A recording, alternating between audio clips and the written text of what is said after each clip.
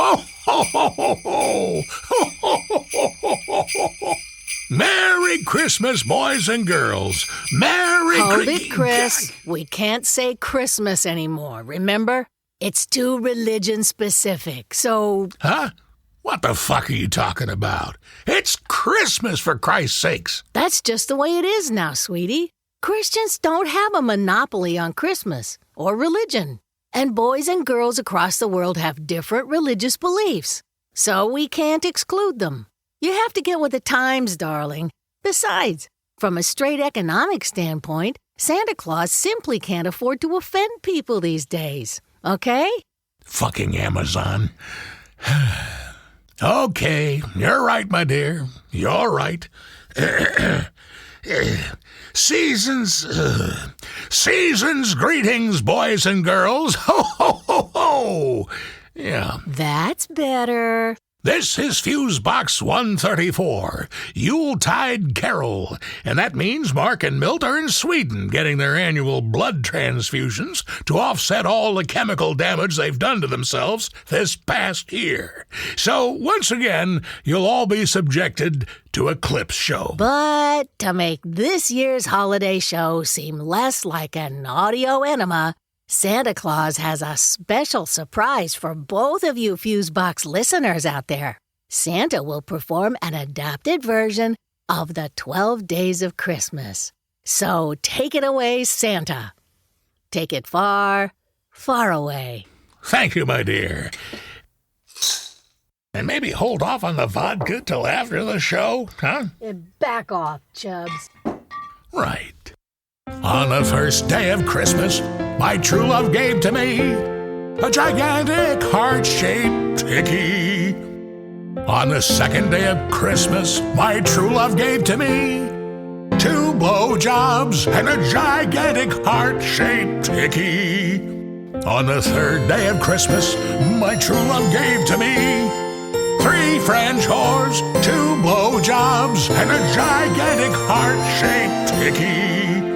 On the fourth day of Christmas, my true love gave... Hey, we're out of ice. Yeah. My true love gave to me 4 cat o' nines, 3 French whores, 2 blowjobs, and a gigantic heart-shaped hickey. On the fifth day of Christmas, my true love gave to me 5 golden showers, 4 cat o' nines, 3 French whores, 2 blowjobs, and a gigantic heart-shaped hickey. On the sixth day of Christmas, my true love gave to me 6 feet of rope, 5 golden showers. Oh, sweet Jesus in heaven. Darling, we're out of ice. Just cut to the end. Right. On the ninth day of Christmas, my true love gave to me 9 trannies dancing, 8 slaves for spanking, 7 anal beads, 6 feet of rope, 5 golden showers, 4 cat o' nines, 3 French whores, 2 blowjobs, and a gigantic heart-shaped hickey.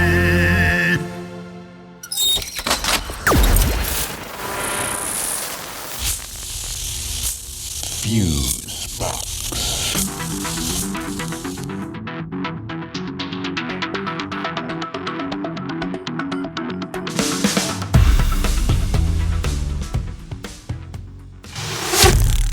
From Fusebox number 123, Fire in the Hole. So, did you have a good 4th? I'm still working on it. But decent. I think I better go light now, though, because I'm starting to hear colors. No, I mean... Drinking on the job is definitely a perk, though, bro. Gotta say. Hey, can I hit you off in there?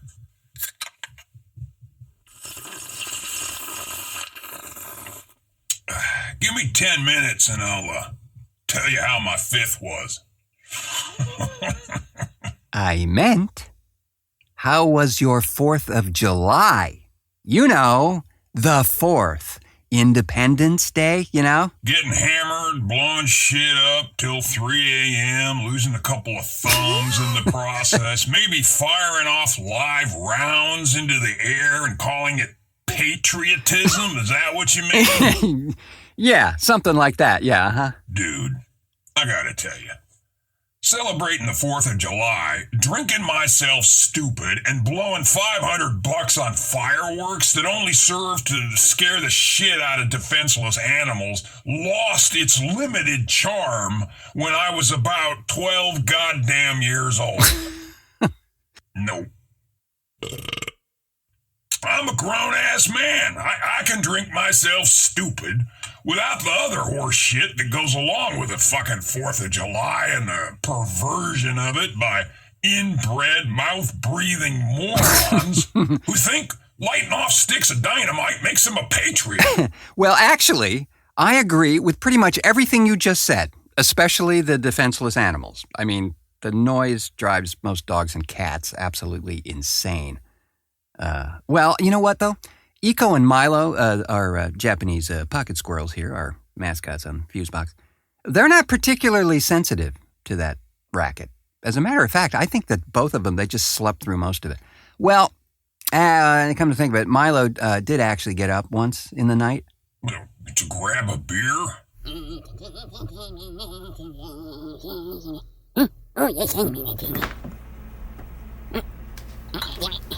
Oh, yeah.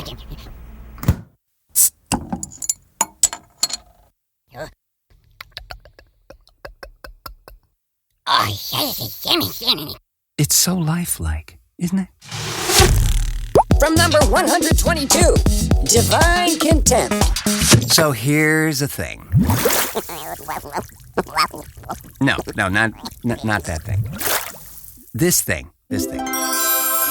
Sorry, jumped the gun. Hang in there. It's coming, I promise, really. Okay, so friends, unless you are one of the fabled, quote, influencers of YouTube, you may not be aware of the phenomena going on right now. A while back, maybe I'd say a year, perhaps 2, actually, the first hacking off at the knees of YouTube creators' income occurred when it was associated with ads that were being placed on some channels that were much less than delightful to the folks who bought the time. In other words, the makers of something like Flab soap didn't want its product aligned with some racist, goat-fondling organization, or maybe the First Church of the Squeezed Pizza. Kinda dig those guys, though. Well, they are heavenly. Thank you. Feel better now? Much. Fabulous. A little cat fancy here. From number 119, Flotsam. Those two. You know, be honest with you though, I'm actually more concerned with that dude who walks his rather mangy-looking cat every morning. I mean, again, this morning, what the hell's up with that guy?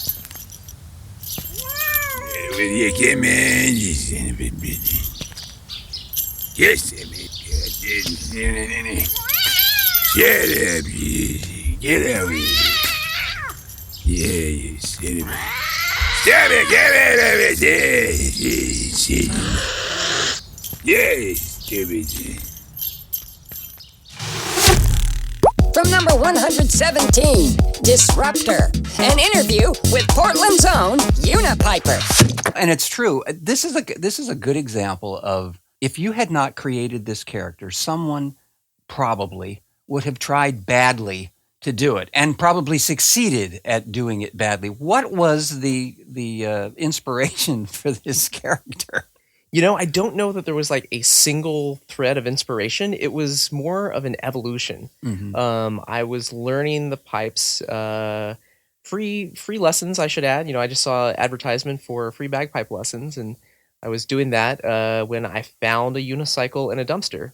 Wow. With no intent to put them together, but I thought it would be fun to ride the unicycle, so I started to learn to do that. And then I guess having those skills, it was eventually ordained that it should happen at the same time. And then from there, it just kind of took off. I just started adding different elements of my personality, working it into this thing. And, being a Star Wars fan, I learned to play Star Wars on the bagpipes. And then I started adding costumes. And at one point, somebody was watching me play and came up afterwards and was like, "That's impressive, everything, but where's the fire?" And I was like, "All right, I see where you're going with this." Yeah, we're going to get to that. I think what is utterly amazing, and we will have links in the show notes to some videos that I can honestly say have gone way beyond viral. I think they're a contagion at this point. They're really quite amazing to see. The audio medium does not do your service justice. And I do think of it as a public service. It doesn't do it as justice. You really have to see it. So hopefully you will click on those links, friends, and see what we're talking about here.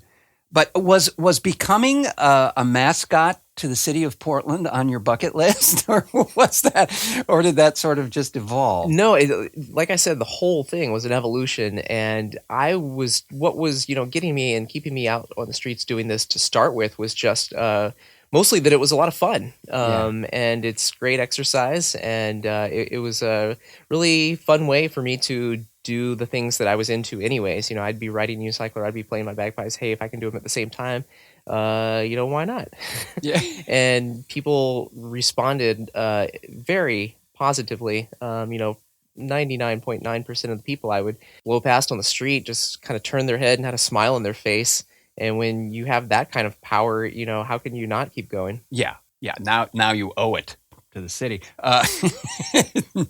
As I was researching for this interview, I came across a couple of very interesting clips. One of them in particular is why I say that what you do is a public service. This goes back to the Starlight Parade of 2018, where, and we'll link to this, but there was a series of street preachers, I think, who were trying their best to get the word out.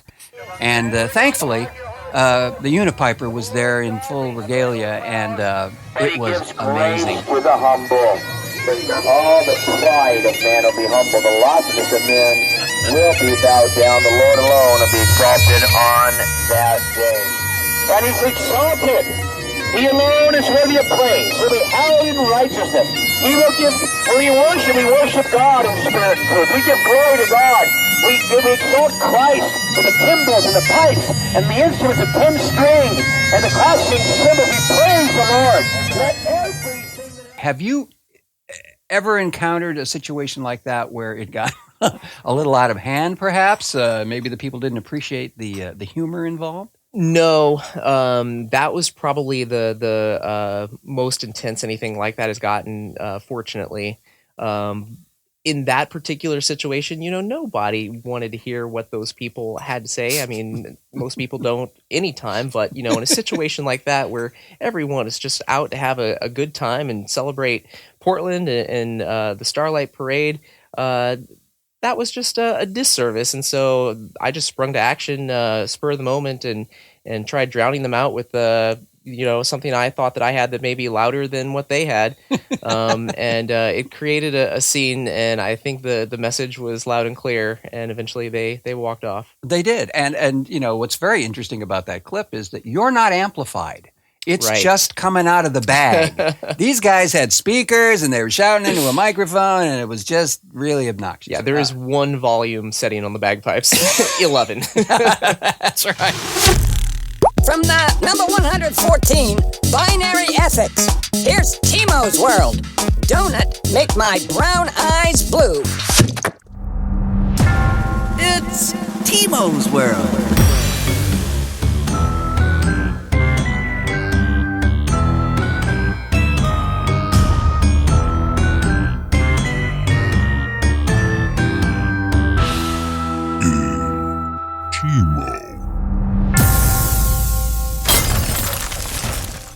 Timo goes nuts for donuts and decides to try his hand at homemade. Will he half-ass it or whole-ass it?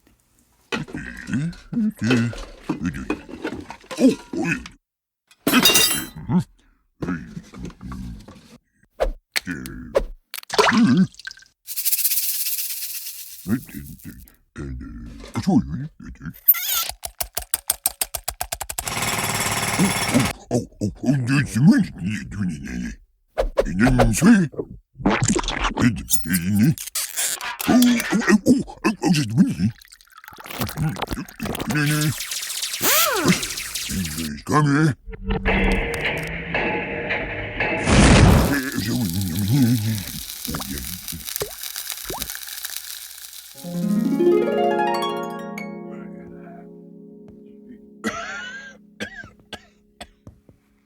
Oh, man. Need coffee. Need coffee. Where are the damn... Oh, man.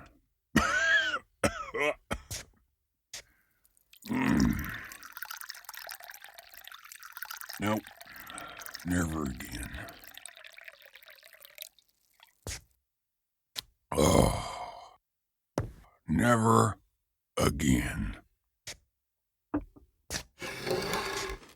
Oh, man.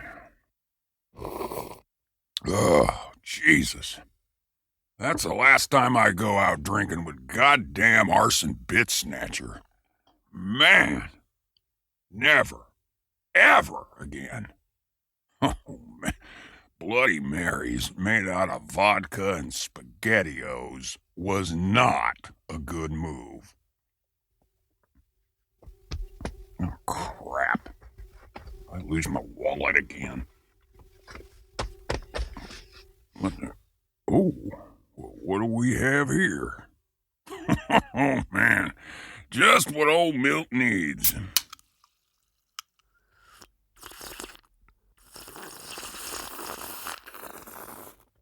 Oh, yeah. Now that's what Daddy needed. Oh, yeah. A little hair of the aardvark. Oh, man. Feeling more like myself now than I did when I first got here, I think. Damn. I could really go for some donuts. Yeah, donuts. Wish we had some donuts around here. You know, donuts would hit the spot right about now. Maybe Mark bought donuts. I sure like donuts. Donuts. Morning, Milt. Oh, good morning, Timo. What you got there? Donuts. Shit, bro, seriously? Donuts? Oh, man. Timo make donuts. Dude, please. Jump quieter. I'm nursing a Buick-sized hangover, bro.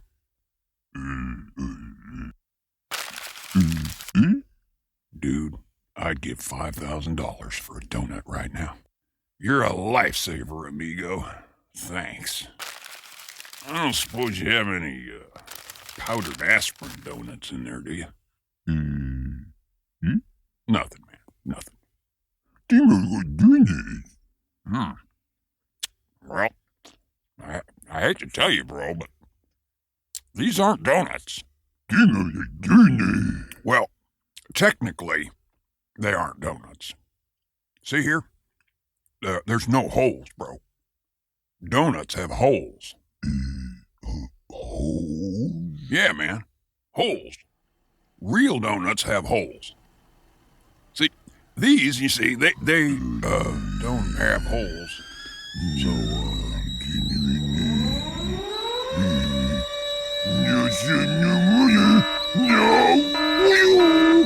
oh, fuck! No! Timo! No, wait! I'm sorry, bro. I'm really sorry. Holes don't matter. I hate holes. Holes suck. Trump's a fucking loser. No, not the microwave. Whoa! Donuts don't have holes. Sweet Jesus, donuts don't have holes.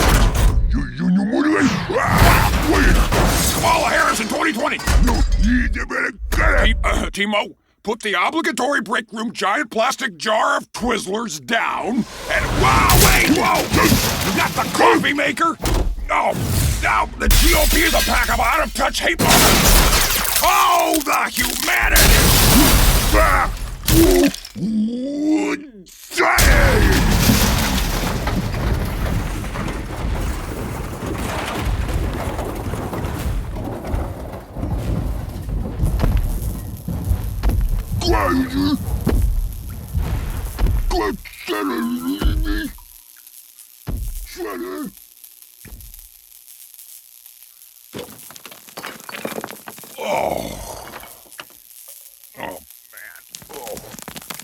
Good morning, Mr. Keynes.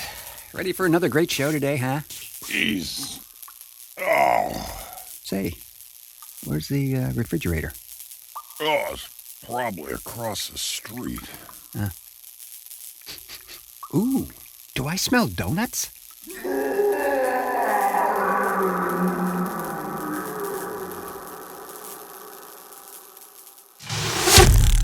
From 126, Puff and Buzzle. Come on, man. I'm like sitting on pins and needles here, man. What's the street change thing? You know, that's kind of interesting because I'm sitting on Pez and Neckos for some reason. Yeah. Oh, well, anyway.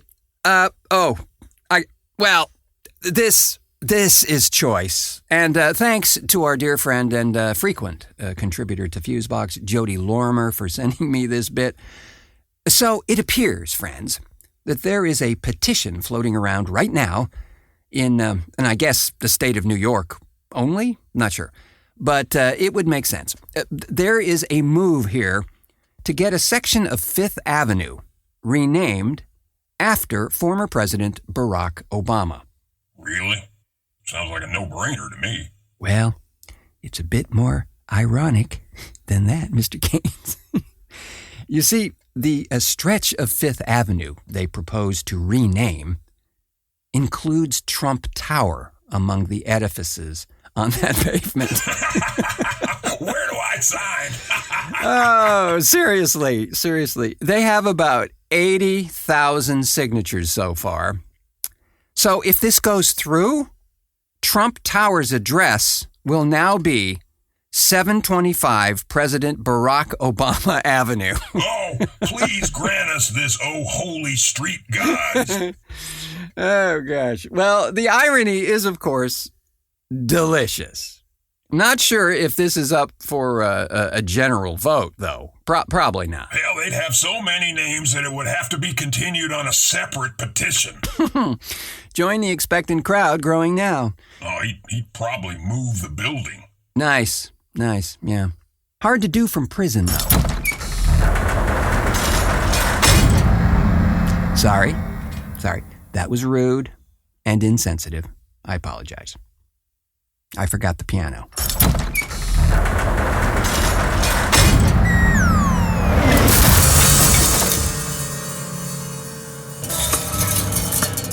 I think that just about covers it.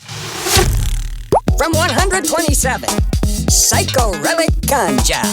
With all the oddball stuff coming from the orange guy of late, particularly the on-again, off-again stance in terms of foreign policy, it inspired a notion regarding another guy in charge once, a captain who at one point assembled the entire crew of a naval battleship in the wee hours of the morning to, quote, get to the bottom, end quote, of the alleged missing strawberries that he was sure were eaten by a crew member without his consent. As a matter of actual fact, wasn't this whole fuss over a quart of strawberries? The pilfering of food in large amounts or small is one of the most serious occurrences on board ship. Yes, but didn't you learn the mess boys had eaten the strawberries and that you were conducting a search for an imaginary key? I repeat, the key was not imaginary. And I don't know anything about mess boys eating strawberries. Captain, have you no recollection of a conversation with an Ensign Harding just prior to his leaving the cane? What about it? Well, didn't Ensign Harding tell you that the mess boys ate the strawberries? That right there was from 1954's Caine Mutiny, starring Humphrey Bogart. In a scene there with the great Jose Ferrer, taken from Herman Wouk's book that was based on actual situations he had experienced as a naval officer. And I think he got a Pulitzer out of that one, too, if I'm not mistaken. Oh, yeah. Isn't that the one where Bogart's character... Captain Queeg? Yeah, Queeg. Doesn't he have these, metal ball bearings or something that he's always messing with all the time? The same, yeah. In times of stress, he jostles these metal balls, which for Queeg is pretty much all the time. But it really was an interesting character quirk. I mean, that guy had to be real. Must have been based on someone that Wouk observed in his tenure as a naval officer. So that's when you broke out the hookah and it all went paisley? Sort of. That's from 128. Jive Machine. And speaking of jive machines made flesh, there's this. The bulb that we're being forced to use, number one to me, most importantly, the light's no good. I always look orange. Hate to say it, man, but it ain't the bulb. You know, and I gotta say, just to give the guy as much benefit of doubt as I've got left for him, I conducted a very informal test around here just to see if the orange guy was correct regarding LED bulbs and any curious hue it might be creating in the subjects. And yeah, it's not happening. Well, I can't find it. Even an orange looked, well, the same. Wasn't more orange or pink or black or anything. So no color alteration of any kind was found here. Not a zip. Yeah, he always looks like he spent way too long in one of those cheap tanning booths. I can't figure it out. And, well, hell, even Eco and Milo, the Japanese pocket squirrels, they couldn't find a difference at all. And they, on the other hand, had done some exhaustive research. Let me tell you.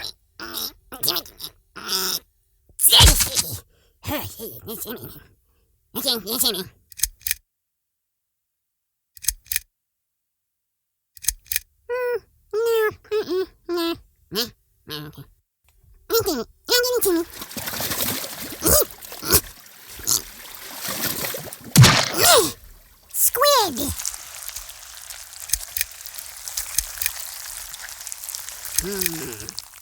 Nope. I guess it's me.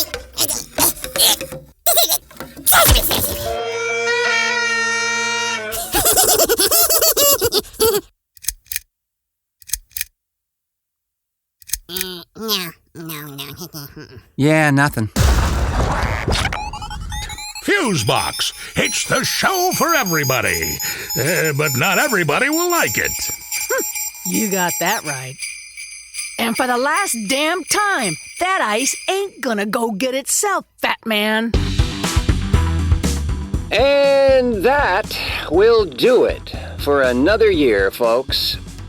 Milt and I are sorry we couldn't do the show in person, but we hope you enjoyed this year's clip show and the truly stellar, if not undoubtedly questionable job from two of our favorite guest hosts, Santa and Mrs. Claus, both of whom we thank from the bottoms of our spleen.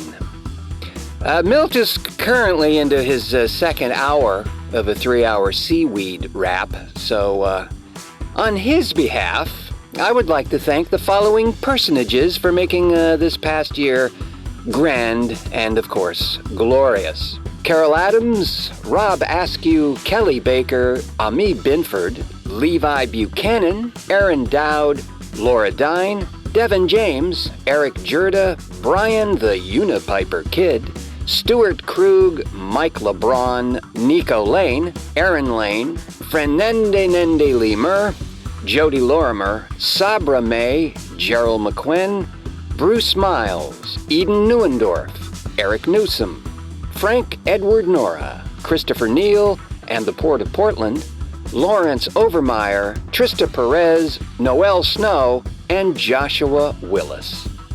You know, let's all hope that we're closer to the end than the beginning of the hot, steaming orange pile of crap that occupied and preoccupied our every waking moment in 2019 because, folks, we're in dire need of reclaiming our dignity and our common sense as a country and as a people. We're so much better than what we've shown each other and the world. We really must evolve, folks. So, on behalf of Milt Kane's Jeff Pollard and myself, have the happiest of holidays, and until our next cartoon.